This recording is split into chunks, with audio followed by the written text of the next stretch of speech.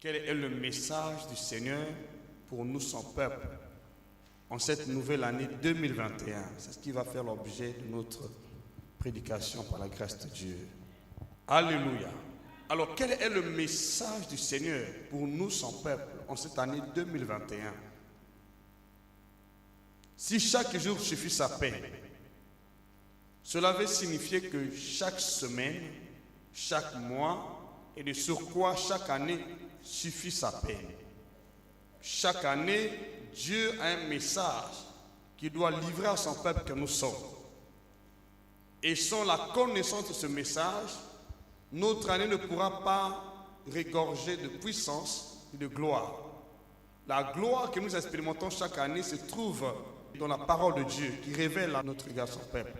Je prie par la grâce de Dieu que tu prêtes attention pour comprendre le bien fondé de ce message. Sans ce message, tes jeûnes, tes prières, tout ce que tu peux faire ne va rien valoir. Mon souci majeur est de vous apporter ce message, le message de Christ pour l'année 2021. Alors dans ce message, je vais vous parler des grandes lignes parce que c'est un message complexe. Ça demande beaucoup de temps pour pouvoir vous le livrer par la grâce de Dieu, mais je vais faire de mon mieux. Je vais résumer par la grâce de Dieu afin que vous ayez au moins l'idée et les grandes lignes de ce message. Ouvre ta Bible dans le livre de 2 Corinthiens chapitre 4 verset 18. Je vais commencer au verset 16. Alléluia. La Bible dit dans ce passage, c'est pourquoi nous ne perdons pas courage.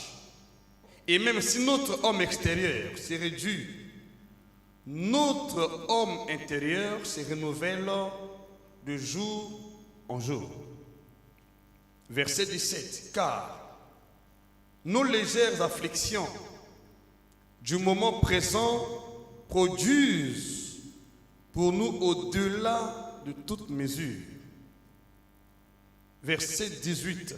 Il dit, parce que nous ne regardons pas non seulement aux choses visibles, mais à celles qui sont invisibles. Car les choses visibles sont passagères et les invisibles sont éternelles. Amen. Alors j'espère que tu n'as pas encore compris pourquoi j'ai lu ce verset. Pourquoi Dieu nous parle des choses visibles et des choses invisibles. Qui sommes-nous pour pouvoir avoir des regards fixés sur ce qui est invisible? Pourtant, ce qui est invisible n'est pas visible à l'œil nu, ne peut pas être perceptible, ne peut pas être vu, ne peut pas être touché. Mais Dieu veut que nous ayons des regards sur les choses invisibles. Comment les voir? Alléluia. Comment voir les choses invisibles? Ce sont des choses qu'on ne voit pas, que l'œil ne peut pas voir, que l'oreille ne peut pas entendre, qui ne peut pas être comprises par le cœur humain. Mais Dieu veut que nous ayons un regard sur les choses invisibles. Parce que le poids éternel de la gloire se trouve dans ces choses invisibles et non dans les choses visibles. J'entends ton amen. Alléluia. C'est pourquoi je prie que le Seigneur ouvre ton intelligence et ta compréhension afin que tu sois à mesure et capable de voir les choses invisibles. Comment les voir? Tout le monde n'a pas la capacité de voir les choses invisibles. Je suis certain que cette capacité, ce privilège est donné seulement à ceux qui sont en Jésus-Christ. J'entends ton amen. Donc nous avons le privilège en tant qu'humains de pouvoir voir les choses invisibles que toute personne ne peut pas voir dans ce monde. Mais nous avons ce monopole. Nous avons eu cette grâce de pouvoir contempler les choses qui sont invisibles. Parce que le poids éternel de la gloire de Dieu se trouve dans les choses invisibles et non visibles. Notre bonheur, notre paix, notre sécurité, notre élévation, notre domination se trouve dans les choses qui sont invisibles et non celles qui sont visibles. Alors comment entrer en contact avec ces choses invisibles, puisqu'elles ne sont pas visibles? La différence ne se trouve pas par le fait que nous venons à l'église. Il y a une vie qui est cachée. Il y a une vie qui est invisible. Et nous sommes appelés, bien que dans ce tissu humain, à vivre cette vie invisible. Nous sommes appelés à rentrer en contact avec ce monde invisible. Et c'est dans ce monde-là que le poids de la gloire éternelle est prédestiné pour nous. Il n'y a pas de gloire pour nous dans ce monde. Il n'y a pas de victoire pour nous dans ce monde. Il n'y a pas de paix pour nous dans ce monde. Il n'y a pas de domination pour nous dans ce monde. Il n'y a pas de part de gloire pour nous dans ce monde. C'est pourquoi nous ne cherchons pas la gloire des hommes. Et si aujourd'hui beaucoup de chrétiens n'arrivent pas à atteindre leur cap, c'est tout simplement parce qu'ils ont certainement les regards fixés sur le monde. Nous ne connaissons pas logiquement qu'est-ce que Dieu a préparé pour nous, pour notre gloire éternelle. Nombreux d'entre nous viennent à l'église, mais ils ne connaissent pas ce qui fait la force de leur autorité, la force de leur domination, ce qui doit constituer la base de leur vie dans ce monde. La vie que nous menons en Christ n'a pas de base dans ce monde. Il n'y a aucune base pour notre gloire dans ce monde. Ça n'existe pas. Notre gloire se trouve dans le monde spirituel, auprès des choses qui sont invisibles. C'est pourquoi ma prière aujourd'hui est que le Seigneur t'ouvre les yeux, que désormais tu sois en mesure de voir les choses qui concourent à ta gloire. J'entends la main de quelqu'un ici. Qui concourent à ta gloire, à ta victoire, à ta paix, à ta domination. J'entends ton amen. Il y a des choses qui concourent à notre gloire, notre bonheur, notre paix, notre victoire. Quelles que soient les oppressions de ce monde, il y a des choses qui concourent à notre gloire. Mais il faut être en mesure de les voir. Il faut être en mesure d'entrer en contact avec ces choses. En bonne partie, beaucoup de chrétiens, beaucoup de croyants se limitent seulement à la vision physique. Ils se contentent des sens. Ils se contentent de ce que l'œil voit. Ils se contentent de ce que les oreilles entendent dans ce monde. Mais ils ne sont pas en mesure de transcender le monde pour entrer en contact avec l'invisible. Notre force se trouve dans le monde invisible. On est dans ce monde bien sûr, mais il y a un monde pour nous. On est dans ce monde, on n'est pas de ce monde. Dis-moi amen avec la force. Et notre force ne se trouve pas dans ce monde. Notre bénédiction ne se trouve pas dans ce monde. Se trouve dans le monde spirituel. Nos racines ne sont pas dans ce monde. Nos racines se trouvent dans le monde spirituel, auprès de Dieu, dans le royaume de Dieu. Et c'est de là où se trouve notre force. Aussi longtemps que le peuple de Dieu ne comprend pas que sa force se trouve dans le royaume de Dieu, et c'est un royaume invisible. Personne ne le voit maintenant. Il faut être en esprit pour voir ce royaume. C'est pourquoi la condition primordiale pour avoir accès dans ce royaume-là, tu dois être né de nouveau. C'est une nouvelle naissance. Nous avons un monde différent de celui-ci que nous sommes en train de vivre. Il y a un monde différent, bien-aimé. Notre vie ne dépend pas de ce monde. Notre vie dépend de Dieu, du royaume de Dieu. On ne dépend pas des événements, ni des temps de circonstances de ce monde. Mais cependant, ceux qui n'ont pas la connaissance se laissent entraîner, couler facilement en proie par les événements de ce monde. Non, bien-aimé. On est dans ce monde, mais notre vie ne dépend pas de ce monde. Nombreux ignorent où se trouve leur force, où se trouve la source de leur vie. C'est pourquoi, bien qu'on soit chrétien, souvent on est à la merci de tout ce que le monde peut endurer, tout ce que le monde peut subir. Or, le monde a un traitement, et nous avons aussi un traitement qui est bien différent de celui de ce monde. Et ce traitement ne se trouve pas auprès des autorités de ce monde, ni des personnes de ce monde, ni dans ce monde, mais ce traitement se trouve auprès de Dieu. Notre gloire se trouve auprès de Dieu. Notre élévation, notre domination se trouve auprès de Dieu.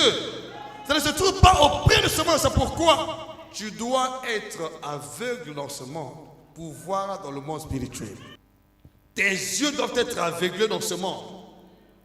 Tes oreilles doivent être sourdes. Ta bouche doit être muette pour pouvoir parler des choses qui te concernent. Pour pouvoir voir les choses qui te concernent. J'entends ton amen. Entends les choses qui te concernent. Et je prie qu'à partir d'aujourd'hui, que le Seigneur puisse ouvrir tes yeux spirituels, te donner un cœur spirituel. J'entends ton amen. Te donner les oreilles spirituelles pour écouter sa voix et connaître ta force, la source de ta force, de ton autorité. Alléluia. Je veux ton amen. Je veux ton amen. Je veux ton amen. Je veux ton amen. Je veux ton amen. Pourquoi beaucoup de gens se découragent? Pourquoi beaucoup de chrétiens sont déçus? Pourquoi beaucoup de chrétiens se lamentent? Et pourquoi beaucoup de chrétiens sont sous le coup des jugements de ce monde? Pourquoi beaucoup de chrétiens subissent les mêmes sorts, les mêmes maux que les païens de ce monde? Et pourtant la Bible dit, vous verrez de nouveau la différence entre les injustes et les justes. Ceux qui craignent Dieu, ceux qui ne le craignent pas. Vous verrez de nouveau la différence. Mais physiquement parlant, il n'y a pas de différence. On doit connaître les principes de notre royaume et vivre la vie du royaume et non la vie de ce monde. Raison pour laquelle, lorsque le Seigneur a commencé à prêcher, il a invité les apôtres en disant: cherchez premièrement le royaume de Dieu. Le royaume de Dieu. On n'est pas dans ce monde pour chercher le monde. Nous sommes dans ce monde pour chercher le royaume de Dieu. Le royaume de Dieu. Il dit: toutes les choses vous seront données par-dessus. Tu dois découvrir le royaume de Dieu. J'entends ton amen. Parce que ta vie se trouve dans le royaume et pas dans ce monde. C'est pourquoi je prophétise pour ta vie. Peu importe ce qui va se passer dans ce monde, tu ne seras jamais atteint. Tu ne seras jamais affecté. Au nom puissant de Jésus, aucun fléau, aucune maladie, aucune malédiction ne peut s'abattre sur ta vie, ni sur ton foyer et ta famille. Au nom de Jésus, je veux ton amen. Je ton amen. Je veux ton amen ici. Nous avons une vie différente. Nous avons un standard de vie qui ne dépend pas de ce monde, mais du royaume de Dieu. J'entends ton amen. Notre vie ne dépend pas de ce monde, mais de Dieu seul. C'est pourquoi tu es né de nouveau l'Esprit de Dieu. Parce que tu es né de la chair est chair. Ce qui est né de l'Esprit est esprit. Logiquement, bien que dans ce corps humain, nous sommes des esprits. Nous ne sommes pas chair. C'est que beaucoup de chrétiens considèrent plus leur côté humain. Vous voyez plus votre chair. Vous ignorez que vous êtes des esprits dans un corps humain. J'entends ton amen. Tu n'es pas un simple humain. Tu es un humain spirituel. J'entends ton amen. Tu es un humain esprit. J'entends ton amen. Et le secret de ta vie ne se trouve pas dans ta chair. Ce que tu vois, ce que tu contemples physiquement, se trouve dans ce que tu contemples spirituellement auprès de Dieu. Quelle grâce. Le message du Seigneur pour nous cette année est un message fondé sur la contemplation. Dieu m'a chuchoté à l'oreille en disant: parle à mon peuple. Il n'y a pas un autre secret pour s'échapper de tout ce qui se passe dans ce monde actuellement. Alléluia. Mais dit, vos prières, vos jeûnes ne pourront pas vous amener ailleurs. ne pourront pas changer votre image, ne pourront pas changer votre vie sur terre. Il suffit que chacun réalise que le secret se trouve dans la contemplation du Seigneur. Pas dans ce qui se passe dans le monde. N'ayez pas la tête dans le monde et la tête dans ce que le Seigneur a dit. Qu'est-ce que le Seigneur pense de vous? Je veux la main de quelqu'un ici. Si nous voulons créer la différence, on doit commencer à croire et à voir ce que le Seigneur a dit à notre sujet. Parce que ce qui se passe dans ce monde, non, ce qui se passe dans ce monde ne nous concerne pas. Au contraire, nous sommes dans ce monde pour influencer les dons et circonstances de ce monde, pour apporter la paix du royaume, la vie du royaume, la vie céleste à ce monde privé de la gloire. Nous ne sommes pas dans ce monde pour être sous l'influence et le coup des maladies ou des maux, ou des douleurs, ou des souffrances, des événements qui s'abattent dans ce monde. Nous sommes dans ce monde pour les influencer. C'est pourquoi la créature attend avec un ardent désir la révélation des fils de Dieu. J'entends ton amen. Oh, les fils de Dieu ne sont pas chairs. Les fils de Dieu sont esprit. Ils doivent vivre par l'esprit. Ils écoutent par l'esprit. Ils marchent en esprit.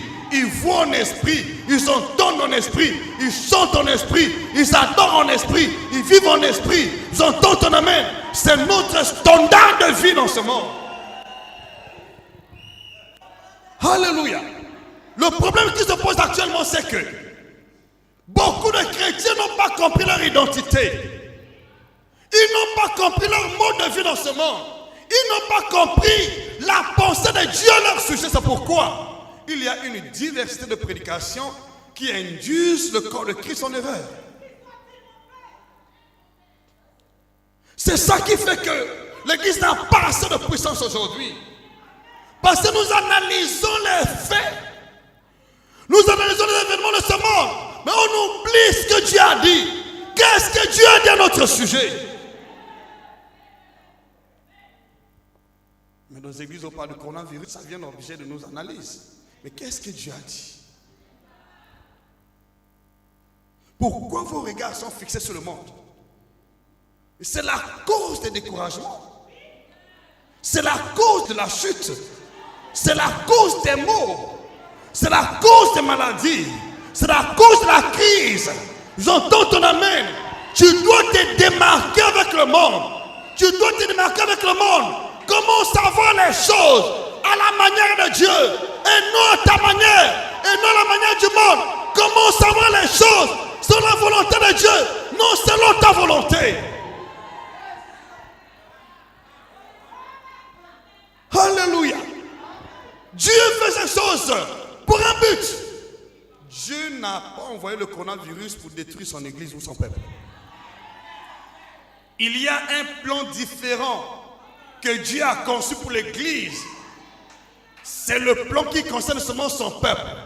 J'entends ton amen. Ce n'est pas le plan qui concerne ce monde. Nous n'avons pas le même traitement. On n'a pas le même langage. On n'a pas les mêmes atouts. Je veux entendre votre amen. C'est pourquoi toi qui crois, tu ne pourras pas être atteint du coronavirus, ni être affecté par le coronavirus. Au nom puissant de Jésus, ni être affecté par la crise, ni être affecté par la mort précoce. Au nom puissant de Jésus, tu vas survivre. Tu vas marcher de triomphe en triomphe, de victoire en victoire. Au nom de Jésus, de gloire en gloire, malgré les temps et les circonstances, tu vas marcher la tête haute. Dans le nom puissant de Jésus, j'entends ton amen ici.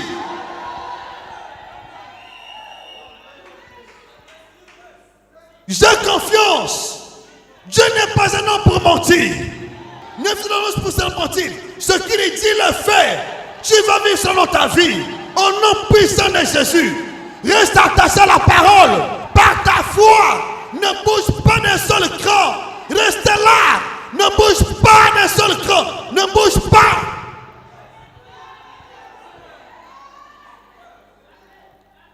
Alléluia. Connais bien les promesses qui se rapportent ta destinée, à ton avenir. Qu'est-ce que Dieu a dit? Pourquoi on se lamente? Pourquoi on n'a pas confiance? Parce qu'on a vu. Vous savez, ce que vous voyez influence votre état d'âme, vos pensées. Et ça affecte notre raisonnement. Ça affecte notre langage. J'entends ton amen. Si aujourd'hui le monde est affecté, c'est parce que nous contemplons ce qui est du monde. Nous voyons ce qui est du monde. Mais qu'est-ce que Dieu a dit? Qu'est-ce que tu vois en Christ? La Bible nous recommande d'avoir les yeux rivés sur Christ seul. Le chef et le consommateur de la foi, il veut que nos yeux soient fixés sur Christ seul. Il n'y a pas un autre secret dans la victoire. Si tu veux marcher de victoire en victoire, de triomphe en triomphe, et dans la gloire, tu dois apprendre à avoir les regards fixés sur Christ seul, le chef et le consommateur de ta foi. Parce que qu'on le veuille ou pas, ce qui affecte notre entendement, c'est ce que nous voyons, ce que nous écoutons. Beaucoup de gens sont terrorisés aujourd'hui, paniqués, parce que on a entendu, on a vu. Est-ce que ce que tu as entendu, ce que tu as vu, est-ce qu'il concerne ta vie? Est-ce que Dieu a dit à ton sujet? Pourquoi es-tu intrigué? Pourquoi es-tu influencé? Pourquoi es-tu découragé? Pourquoi es-tu découragé? Dis-moi. Pourquoi tu as peur? Qui t'influence? Est-ce que c'est Dieu qui t'influence? Qui t'influence? Le monde. Laisse Dieu seul influencer ta vie, influencer ton avenir, influencer ton mariage, influencer ton travail, influencer ta santé. J'entends ton amen. Ce qui va se passer à partir d'aujourd'hui dans ta vie. Dieu met ça pour son église. Il veut que l'église commence à avoir les regards fixés sur lui seul et non sur le monde. L'église a déplacé les bords. Aujourd'hui, beaucoup de prédicateurs ont déplacé les bords. On ne prêche plus sur Jésus. On ne prêche plus sur Jésus. On ne témoigne plus Jésus. On commence à témoigner l'argent, témoigner les biens matériels, témoigner le monde dans l'église. Mais c'est pourquoi l'église n'a plus de force.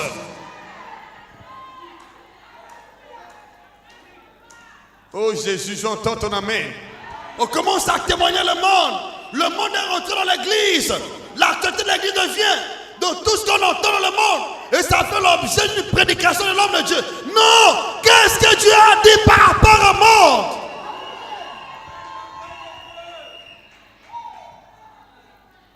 monde? Alléluia.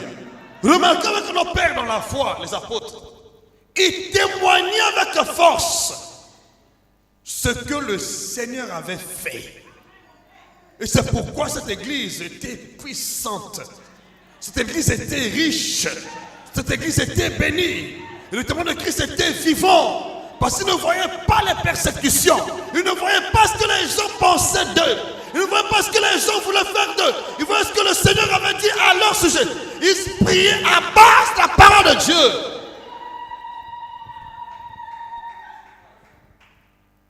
Je sais que tu manques la paix.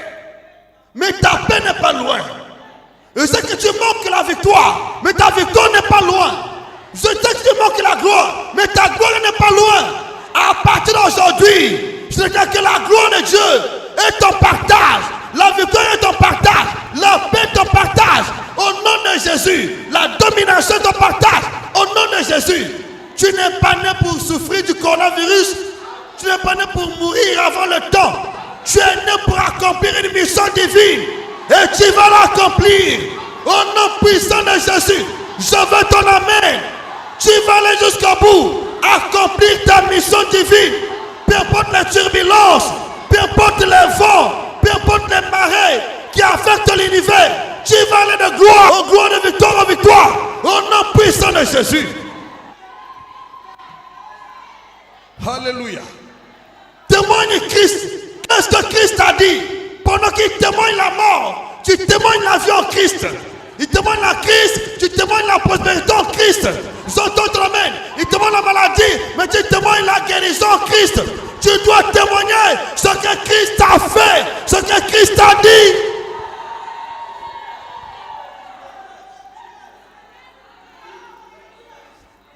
Alléluia. Tout va changer dans le camp de chrétiens.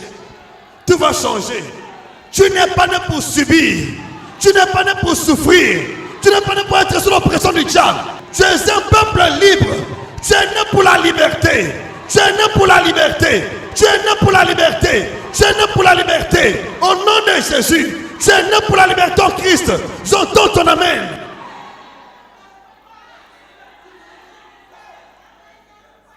Il y a des gens qui vont jeûner, mais qui vont continuer à pleurer.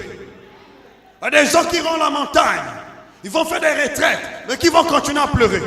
Mais ceux-là qui vont comprendre que le secret se trouve dans la contemplation de Christ vont se réjouir, vont se réjouir, vont se réjouir, vont se réjouir, vont se réjouir.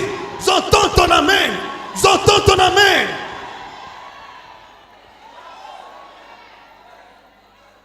Alléluia. Je te donne un exercice.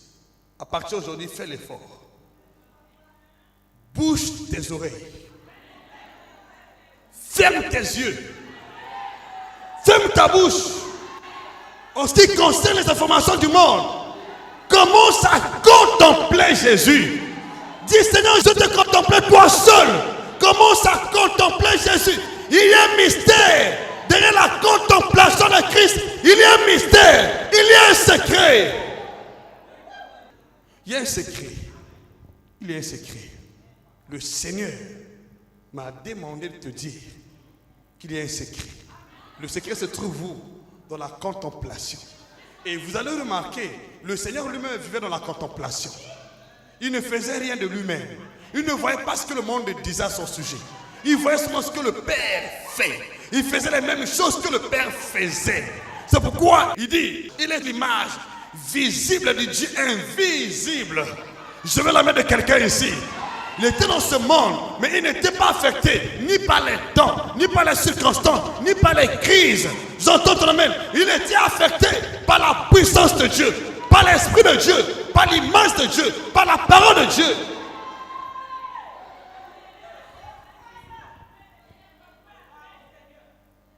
Il contemplait le Père.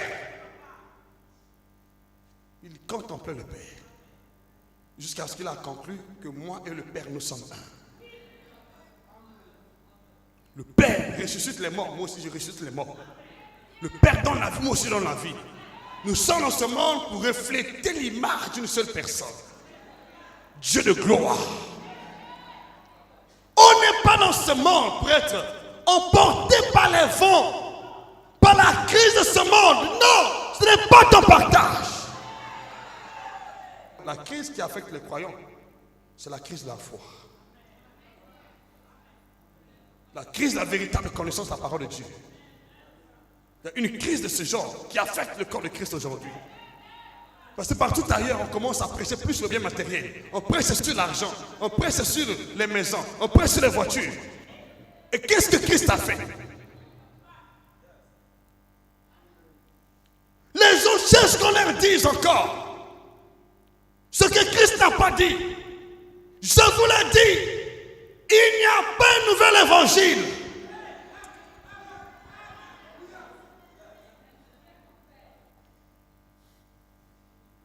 Il n'y a pas un nouvel évangile. Ça n'existe plus.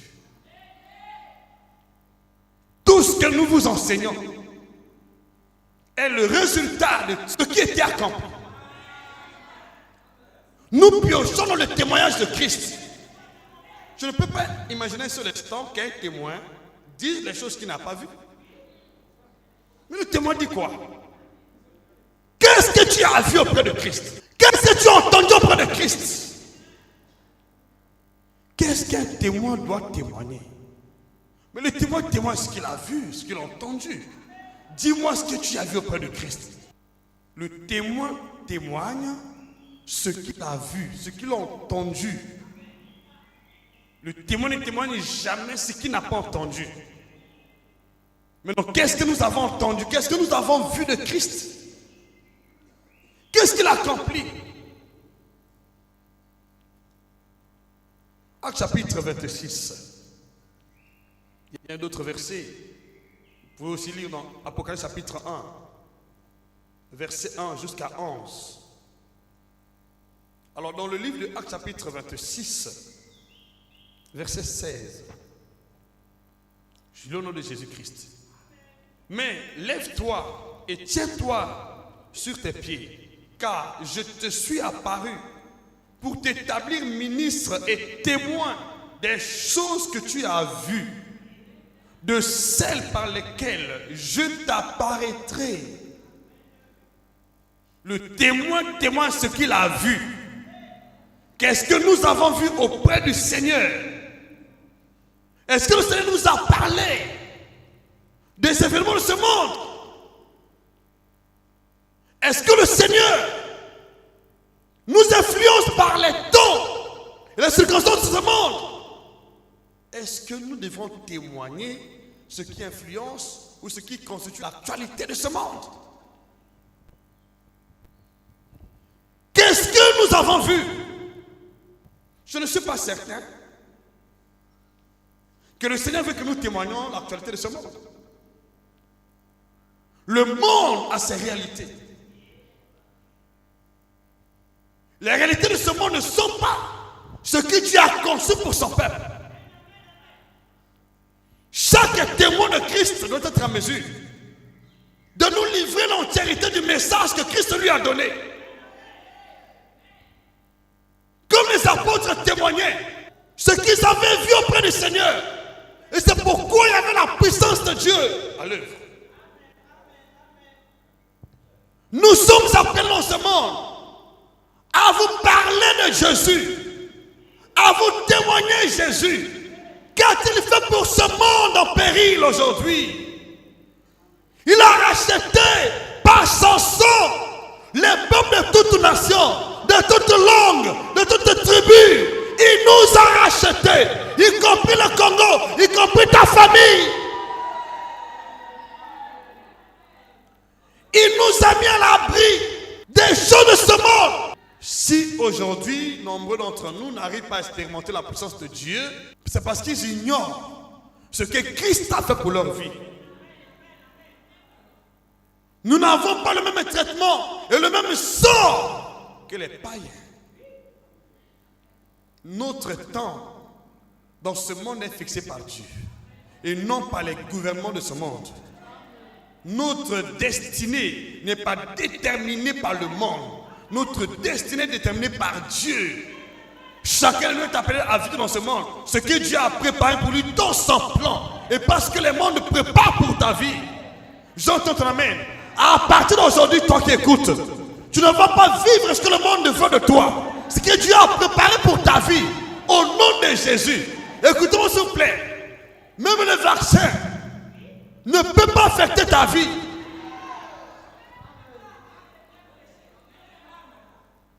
Même le coronavirus ne peut pas affecter ta vie, ni ma vie. Je n'ai pas peur de ça. Parce que Dieu n'a pas préparé que je meure par le coronavirus. Alléluia. Il y a des gens qui ne meurent pas par le feu. Il y a des gens qui ne meurent pas dans la fosse au lion. Ça dépend de Dieu. Il y a des gens qui ne meurent pas par la morsure des serpents. Comme Paul, j'entends ton amen. Il y a des gens spéciaux dans ce monde. Et nous sommes dans ce lot de personnes spéciales. J'entends ton amen. Alléluia. J'entends ton amen ici. Pourquoi te compares-tu au monde? Laissez le monde au monde. Laissez le monde au monde. Laissez le monde au monde. Laissez le monde au monde. Le monde a ses gens. Le monde a ses gars. Le royaume de Dieu a ses gens. Il a ses sujets. Il a ses gars. Laissez le monde au monde.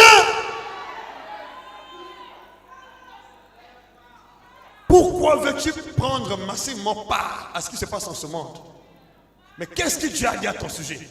Quel est le plan de Dieu pour ta vie dans le royaume de Dieu?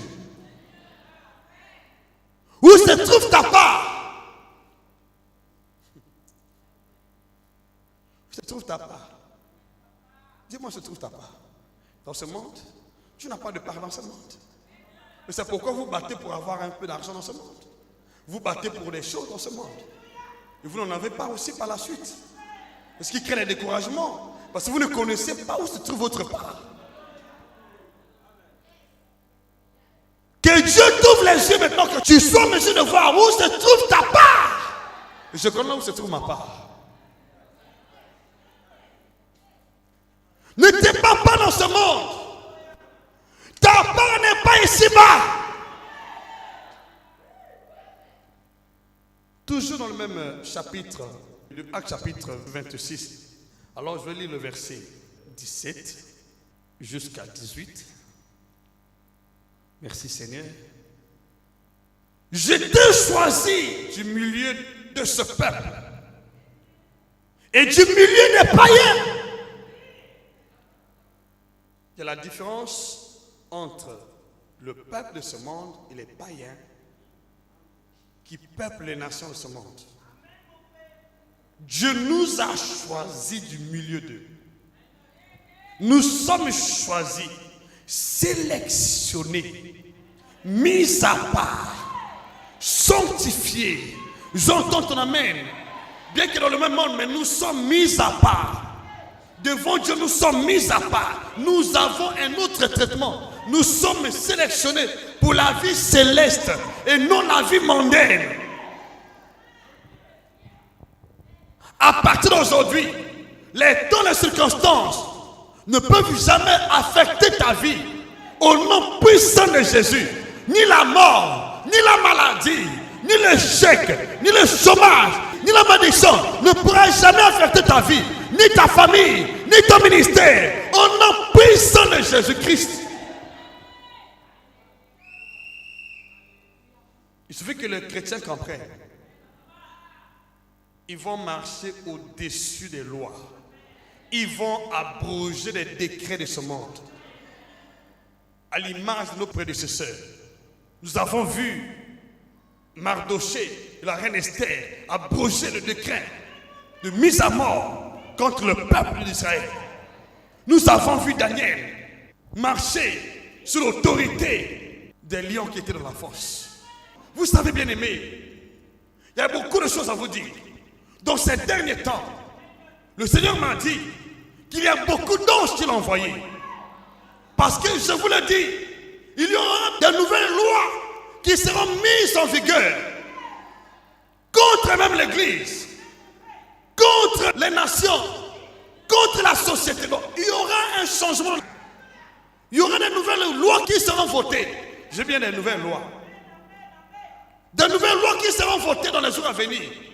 À partir de cette année 2021 et dans les décennies à venir, il y a de nouvelles lois en vigueur qui seront votées par des gouvernements et surtout les pays démocrates. L'Amérique et la France, l'Italie, l'Allemagne, beaucoup de pays de l'Europe seront dans cet engrenage. Ils vont voter beaucoup de lois contre nature. Des lois qui vont permettre au peuple de mener une vie extravagante, hors même des limites naturelles. Et ces lois votées vont mettre le peuple en ébullition. Il y aura des soulèvements partout dans le monde entier, surtout aux États-Unis, dans les pays européens. Il y aura des soulèvements, si je le dis. En fait, je ne sais pas comment le monde sera transformé dans les jours à venir, mais tout part de cette année 2021. C'est pourquoi le message du Seigneur pour nous est que nous fixons les regards sur le seul. Sinon, il n'y aura pas possibilité de changer les temps et les circonstances. Si nous nous laissons entraîner par cet engrenage, il n'y aura pas possibilité de relever la tête, de relever les défis. C'est des choses à venir et qui sont déjà là à la porte. C'est pourquoi dans ces derniers temps, vous allez voir et assister à une multiplicité des sommets, des G20 qui vont certainement chercher à trouver les accords entre eux, les accords économiques, les accords politiques, les accords militaires. Et ces accords vont statuer sur la paix. Et mais une paix sporadique. Il y a des choses que je vais chercher le temps pour vous dire. Qu'est-ce qui va se passer? Logiquement, Dieu m'a donné le plan de ce qui va se passer après. Église, soyez vigilants. Il y aura bien des lois contre l'église. Parce que maintenant, le faux prophète est intronisé dans ses fonctions dans ce monde. Vous préparez une place à l'Antéchrist. Mais combien de gens ont des yeux pour voir? Les gens continuent à prier d'une manière aveugle sans pourtant comprendre. Ceux qui vont à l'église vont d'une manière aveugle sans pourtant comprendre. Comprenons ce qui va se dessiner à l'horizon. Et qu'est-ce que Dieu veut que nous connaissions maintenant? Oh Dieu, par sa gloire, ne nous a pas laissés au-dessous de ses lois. Il y a des choses que Dieu permet pour le monde, mais pas pour son peuple. Dieu avait permis les jugements en Égypte, mais pas contre Israël. Mais Israël doit être à Goshen. Israël doit appliquer le sang sur les linteaux. Israël doit obéir à Moïse. Écoutez la voix du prophète de Dieu. Le fait n'est pas d'aller à l'église. Et si tu connais la pensée de Dieu pour cet instant, pour cette heure, ce qui est important n'est pas le fait d'aller à l'église, mais de connaître la pensée de Dieu pour ce moment-ci, cet instant précis. L'église partout ailleurs, qui ne veut pas obéir à ce message, en contemplant le Seigneur seul, va subir les représailles.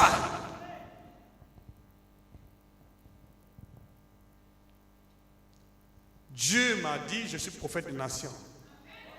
C'est pourquoi il me parle des nations, ce qui se passe dans les nations.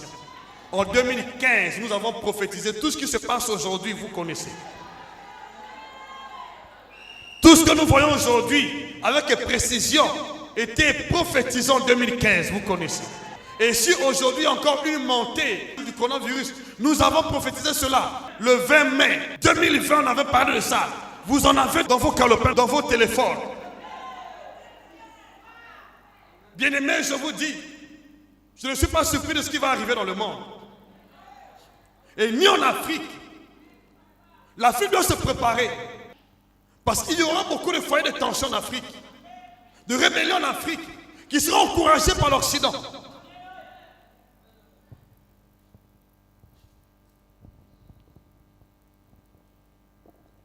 Mais beaucoup d'Africains ne connaissent pas ce qui va arriver, ne voient pas ce qui va arriver, bien que nous allons à l'église.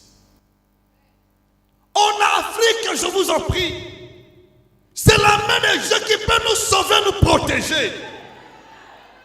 Aucun gouvernement, je le dis, ne pourra nous délivrer de l'invasion occidentale. Si vous comptez sur vous, vous allez subir tout ça. Prions pour l'Afrique. Parce que les regards de Dieu sont tournés vers l'Afrique. Ça, je vous le dis sincèrement. Dieu, dans ces temps-ci, il va beaucoup travailler avec l'Afrique. Et l'Afrique sera soutenue par deux grandes puissances. Il y a la Russie et la Chine, qui vont avoir plus d'influence et qui vont beaucoup prêter main forte à l'Afrique pour sauver l'Afrique de l'invasion de certaines nations. Et ces nations-là, ils vont se couler. Mais avant de se couler, ils vont attiser le feu de la haine. Ils vont inciter le peuple africain entre eux dans les rébellions. Mais cela n'est qu'une étincelle. Mais ça va se teindre. Et l'Afrique qui va se relever, je le dis sincèrement, l'Afrique va devenir un grand continent parmi d'autres continents.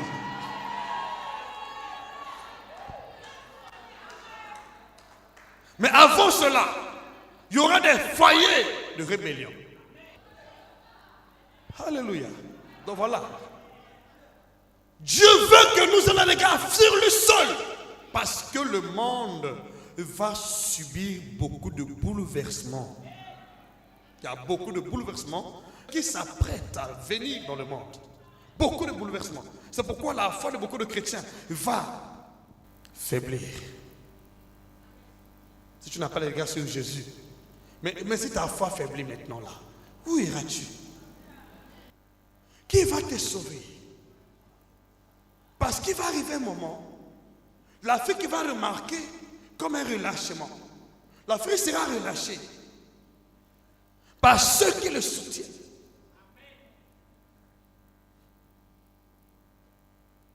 Gloire soit rendue à Dieu, parce que Dieu va susciter pendant ce temps-ci la Chine et la Russie. Remarquez, la Chine et la Russie ont beaucoup d'influence en Afrique. Et après cette influence-là, elle va s'étendre jusqu'au Moyen-Orient. Lorsqu'ils arrivent au Moyen-Orient, ils vont vouloir toucher maintenant Israël, peuple de Dieu. Et c'est à ce moment-là que Dieu va se lever. Il ne permettra pas que Israël, son pays, soit opprimé. Et alors, bien-aimés, là, nous ne serons plus sur terre. C'est là où il y aura éclatement d'un conflit mondial qu'on appelle Armageddon, la troisième guerre mondiale. Il y a des gens qui sont en train de blaguer avec leur foi parce qu'ils ne connaissent pas ce qui se dessine à l'horizon. Je ne prie pas à la légère. Je sais que mon avenir dépend de ma foi présente. Je ne prie pas comme battant l'air. Je prie avec assurance. Je sais ce que je cherche. Est-ce que c'est clair ce que je dis? Alors, voyez-vous, donc, le secret de notre victoire dans ces derniers temps se trouve dans la contemplation du Seigneur. Il faut avoir les yeux sur les choses invisibles et non visibles. Commencez à lire le témoignage de Christ. Qu'est-ce que Christ a fait pour nous? Qui est-il pour nous, Christ Jésus? Et qu'est-ce qu'il préconise pour nous, son Église? Prions uniquement, bien-aimés, pour vivre dans le plan parfait de Christ à notre sujet. C'est pourquoi vous allez aussi voir d'autres églises vont abandonner la foi dans ces derniers temps pour suivre la doctrine des démons. Ils ne vont même pas un seul instant faire mention de ce que nous prêchons. Ils vont beaucoup parler des mariages, des voyages, des biens matériels, du travail, comment gagner la vie, changer sa vie, avoir des belles voitures. Voilà ce qui va arriver dans les jours à venir. En fait, je suis un peu bref. Lisez dans Hébreux chapitre 12, verset 1 jusqu'à 2. 2 Corinthiens chapitre 3, verset 18. Alors, ne priez pas à la légère. Prends ta foi au sérieux. Prends ta vie au sérieux. Lorsque tu auras la stature parfaite de Christ dans ce monde, aucun démon ne pourra t'affecter. Et je vous le dis, bien-aimé, même si on te fait subir un traitement dans la chair, tu ne seras pas affecté. Même si on vous met les injections, les vaccins, je ne sais quoi, ça ne va pas affecter ton esprit. Ça ne va même pas toucher ton âme. J'entends ton main. Si Daniel a triomphé dans la fosse au lion, dans la fournaise de feu, Shadrach, Meshach et Abednego, s'ils ont triomphé, nous aussi nous triompherons dans les vaccins. J'entends ton amen. Dans leur loi, j'entends ton amen. Tout ce qu'ils vont faire, nous allons triompher. Ça ne va pas nous affecter. Ça ne va pas empêcher l'accomplissement du plan de Dieu dans notre vie. Dieu va nous préserver. Alléluia. Il dit, vous buvez les breuvages mortels, mais ça ne vous fera aucun mal. Je veux ton amen. C'est ton partage, c'est ton héritage. Aucun breuvage mortel ne peut affecter ta santé, ni affecter ta vie.